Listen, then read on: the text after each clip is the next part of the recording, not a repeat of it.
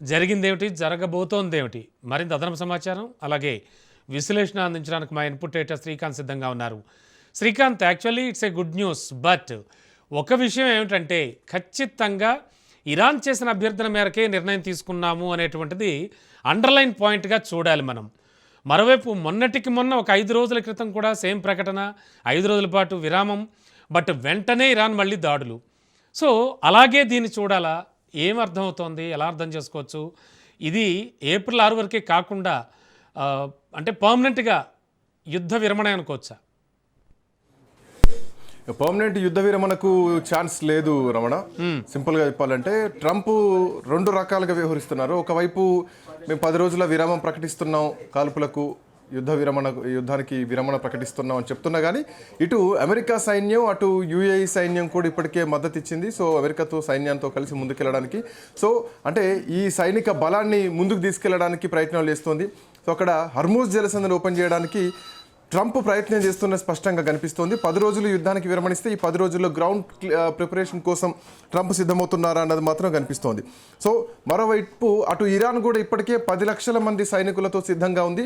రేపొద్దున అమెరికా సైన్యాన్ని దింపితే ఎదుర్కోవడానికి కూడా సిద్ధంగా ఉంది. ఇప్పుడే ఇరాన్ నుంచి మనకు వస్తున్నటువంటి అంటే అంతర్జాతీయ నెట్వర్క్ నుంచి వస్తున్నటువంటి సమాచారం, ఇరాన్ ఇప్పటికే 10 లక్షల మందితో సిద్ధంగా ఉంది. ఇరాన్ను ఎట్టి పరిస్థితుల్లో తక్కువ అంచనా వేయలేము. హర్మూజ్ జలసంధి మొత్తం ప్రపంచాన్ని స్తంభింపజేసింది. అమెరికాని ఇంకా భారీ నష్టాల్లోకి ఇప్పటికే తీసుకెళ్లడం జరిగింది. సో ఇరాన్ దగ్గర శక్తి ఏదైతే వెపన్ శక్తి ఉంటుందో ఆ పవర్ కొంత తగ్గినా కానీ సైనిక శక్తితో వెళ్ళడానికి మాత్రం ముందుకెళ్తుంది. ఇటు అమెరికా కూడా సైనిక శక్తి మోహరించడానికి ముందుకెళ్తున్నటువంటి పరిస్థితి కనిపిస్తోంది. ఇప్పటికే 10 లక్షలకు పైగా భూతల దళాలను సిద్ధం చేసింది ఇరాన్. సో రేపొద్దున ఏమాత్రం అమెరికా కానీ ఇజ్రాయెల్ కానీ అమెరికాకు మద్దతు ఇచ్చేటువంటి దేశాలు, బహ్రెయిన్ లాంటి దేశాలు ఏవైతున్నాయో వీళ్ళంతా కూడా అమెరికాకు మద్దతు ఇస్తూ సైనికుల్ని పంపడానికి ముందస్తు చర్యలు తీసుకుంటున్నారు.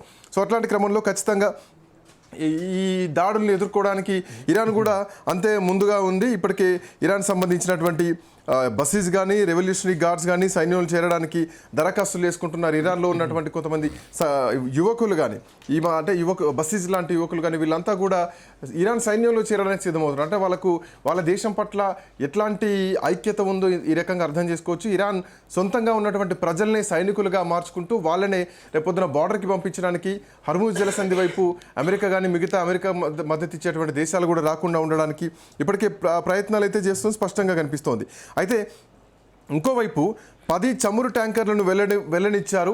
ఇది హర్మూజ్ జలసంధి నుంచి పాకిస్తాన్ జెండాలు పట్టుకొని వెళ్ళినటువంటి 10 చమురు ట్యాంక్స్ ఏవైతున్నాయో సో వాటిని పంపించినందుకు కృతజ్ఞతలు, ఇది మాకు ఇరాన్ ఇచ్చినటువంటి బహుమానంగా మేము పాటిస్తున్నాం అంటూ కూడా ట్రంప్ ఇప్పటికీ ఒక మాట చెప్తూ ఈ యుద్ధానికి 10 రోజుల పాటు కొంత విరామం ప్రకటిస్తున్నారు. అంటే ఈ విరామాన్ని ఎలా చూడాలి? ట్రంప్ ఎట్టి పరిస్థితుల్లో నమ్మలేం. ట్రంప్ ద్వంద్వ వైఖరి ఉంటుంది. సో ఇట్లా నేపథ్యంలో ఈ వైఖరి ఖచ్చితంగా ఇది ఏదో చేస్తున్నారు, దీని వెనకాల ఇంకేదో ఉంది అన్నది మాత్రం ఖచ్చితంగా తెలుస్తోంది.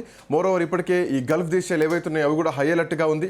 నిన్ననే మనం చూసాం రష్యా అధ్యక్షుడు పుతిన్ కూడా కోవిడ్ లాంటి పరిస్థితులు రావచ్చేమో అన్నటువంటి మాట ఒక సంకేతంగా వదిలారు. ఇటు భారతదేశంలో కూడా లాక్డౌన్లో మనం ఎలా ఉన్నాం అలాంటి పరిస్థితులు రావచ్చని కూడా ప్రధానమంత్రి మోడీ పార్లమెంటు సభలో చెప్పడం జరిగింది. అండ్ ఈరోజు మధ్యాహ్నం 3 గంటలకు దేశంలో ఉన్నటువంటి అంటే ఎన్నికలు జరుగుతున్నటువంటి రాష్ట్రాలు మినహా మిగతా ముఖ్యమంత్రులందరితో కూడా ఈరోజు మధ్యాహ్నం భేటీ కాబోతున్నారు. ఈ భేటీలో అంటే రాష్ట్ర ప్రజలకు సంబంధించి రాష్ట్ర ప్రభుత్వాలకు ఏ సూచనలు చేయబోతున్నారనేది మాత్రం చూడాల్సినటువంటి అవసరం అయితే కనిపిస్తోంది.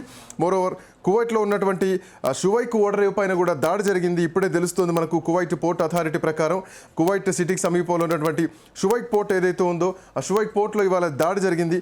ఆ ఓడరేవు కూడా దెబ్బతిన్నట్టుగా తెలుస్తోంది. అయితే ప్రాణ నష్టం మాత్రం జరగలేదు. మరోవర్ అటు ఖతార్ కూడా ఇప్పటికే హై అలర్ట్ జారీ చేసింది.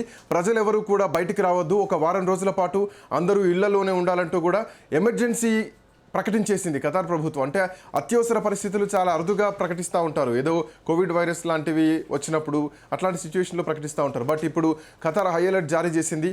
ఏదో జరగబోతున్నటువంటి సంకేతాలు మాత్రం ప్రపంచ దేశాల నుంచి వస్తున్నాయి. ఇరాన్ దాడులు ఇప్పటికే ఇజ్రాయెల్ చెప్పింది ఇరాన్ పైన మేము దాడులు ఆపలేదని చెప్పేసి. ఇటు ఇజ్రాయెల్ దాడులు చేస్తున్నా కానీ అమెరికా అధ్యక్షుడు మాత్రం మేము 10 రోజులు విరామం ప్రకటిస్తున్నామని చెప్పడం జరిగింది. సో ఈ విరామం గ్యాప్లో ఏం జరగబోతోంది చూడాలి. ఇప్పటికే అమెరికా సైన్యం మొత్తం కూడా అమెరికా సైన్యం బెటాలియన్లన్నీ కూడా చేరుకోవడానికి సిద్ధమవుతున్నాయి. అంటే ఇక్కడ మరో ముఖ్యమైనటువంటి వ్యాఖ్యను కూడా చూడాలి. యుద్ధాన్ని ముగించడానికి ఇరాన్తో జరుపుతున్న చర్చలు అయితే అద్భుతంగా ముందుకు వెళుతున్నాయంటున్నాడు ట్రంప్. ఇది ఎలా అంటే తన సోషల్ మీడియా ప్లాట్ఫామ్లో కూడా రాయడం జరిగింది ఆ విషయాన్ని. అంటే దీన్ని ఎలా అర్థం చేసుకోవాలంటే ఒక రకమైన అంటే వాళ్ళని ఏమైనా టెంప్ట్ చేయడమా, లేకపోతే వాళ్ళని కంట్రోల్లో పెట్టుకోవడమా, ఎట్లా చూడాలి దీన్ని? అంటే హర్మూజ్ విషయంలో ఇరాన్ స్టాండ్ బైలో ఉంది ఖచ్చితంగా ఆ విషయంలో. ఈవెన్ అటు హౌతీలు కూడా దాడులు చేస్తూనే ఉన్నారు. ఈవెన్ రెడ్ సీలో ఒకవేళ ఎట్లాంటి నౌకలు కనిపించినా దాడి చేస్తూ ఉన్నారు. గల్ఫ్ దేశాలు, ఖతార్, యూఏఈ, అన్ని దుబాయ్ ఎయిర్పోర్ట్ కానీ, సో అన్ని ప్రాంతాల్లో దాడులు జరుగుతూనే ఉన్నాయి. సో ఇట్లా నేపథ్యంలో శాంతి చర్చల కోసం అన్న మాటను ట్రంప్ తన సోషల్ ట్రూత్ పోస్ట్ చేయడం జరిగింది. బట్ అయినా కానీ ఇరాన్ మాత్రం ఇది ఏకపక్ష నిర్ణయం, ఇది ద్వైపాక్షిక నిర్ణయం కాదు, సో ఇది ఏకపక్ష నిర్ణయం అన్నది మాత్రం అమెరికా ప్రతిపాదనను తోసిపుచ్చింది ఇరాన్. సో ఇరాన్ మాత్రం తను అడుగులు ముందుకే పడుతోంది. ఇరాన్ 10 లక్షల మంది సైనికులను ఇప్పటికే మోహరించేస్తోంది.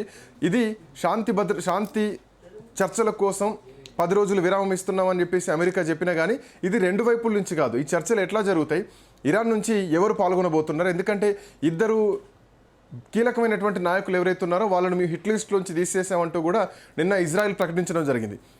ఎందుకంటే శాంతి చర్చల కోసం ఇరాన్ నుంచి 2 వ్యక్తులు ఉండాలి కాబట్టి ఆ 2 హిట్ లిస్ట్లోంచి తీసాం, మేము చంపట్లే అని చెప్పడం జరిగింది. ముస్తఫా ఖమేనీ ఎక్కడున్నారో ఎవరికీ తెలియదు.